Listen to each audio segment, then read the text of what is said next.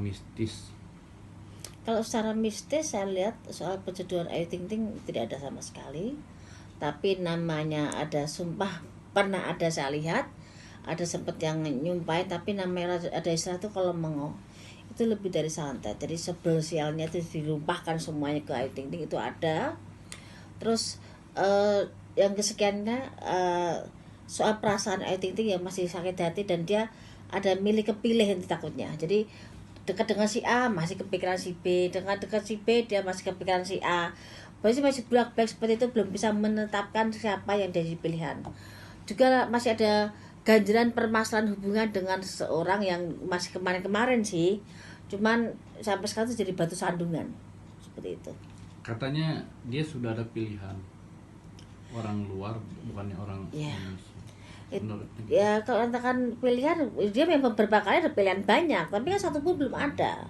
Jadi lumrah seorang Ayu Ting Ting punya keinginan yang lebih dalam dengan seorang laki-laki si A ataupun si B itu. Tapi dia harus bisa memikirkan faktornya, punya anak, punya keluarga, dan mencari pasangan juga harus bisa mengerti anaknya, juga mengerti keluarganya. Tidak gampang untuk bisa mencari pasangan yang bisa mengerti satu paket seperti itu. Dan Ayu Ting Ting masuk orang yang mandiri, tidak mau ngerepotin laki-laki. Tapi dia juga menginginkan punya pasangan yang bisa untuk buat batu sandaran. Tidak mau cuma hanya untuk senang-senang aja. Jadi juga nyandar, juga kepengen nggak cuman laki-laki sebagai bentuk yang KTP aja. Dia juga memang seutuhnya laki-laki, dia juga menginginkan itu. Tapi masalahnya dari masalah pribadinya, dia tuh masih ada hal yang soal masalah percintaan kemarin yang nggak semuanya orang tahu soal hubungan itu, dan sampai sekarang tuh bikin dia agak tidak nyaman ataupun kebingungan dan mengambil langkah, satu langkah, dua langkah tuh dia tidak tahu bagaimana karena semua serba menggantung dan mengambang. Kalau mungkin ada terganjal dengan soal karirnya atau sama Didi Elemen itu yang pernah digosipin. Iya. Dia tidak ada masalah dengan si A ataupun si B, atau entah Didi entah dengan Robby, itu juga ada masalah. Jadi dia memang masih menjajaki semuanya, masih pertemanan semuanya. Tapi dia mencoba dengan Didi, dia juga ibaratnya cuma masih pertemanan. Mencoba dengan si A juga masih pertemanan.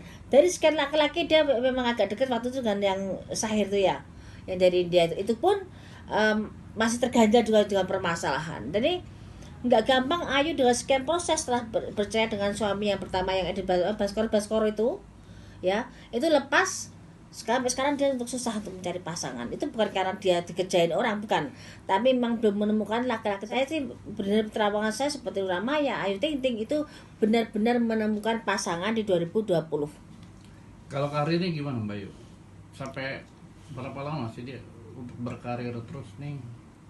Kalau Ayu Ting Ting masih panjang, masih lebar, cuman dia sekarang agak berkurang dengan dunia musiknya dan dunia yang dia kayak agak yang tenggelam sedikit, tapi dia masih bisa di beberapa acara host kan, dia juga bagus banget, selera humornya juga tinggi, dan kepintarannya juga ada di situ. Jadi dia nggak di tempat dunia suara tarik suara, tapi dia juga masih bisa di dalam host di satu acara.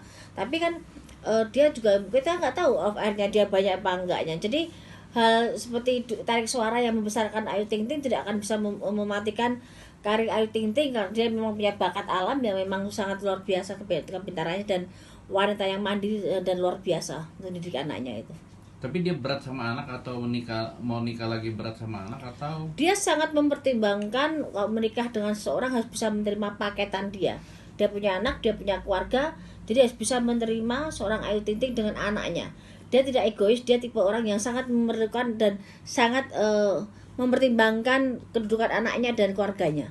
Dia tidak mau yang egois dengan diri sendiri, tapi tiap orang punya cerita kehidupan, tiap orang punya kisah percintaan dan memori sendiri-sendiri.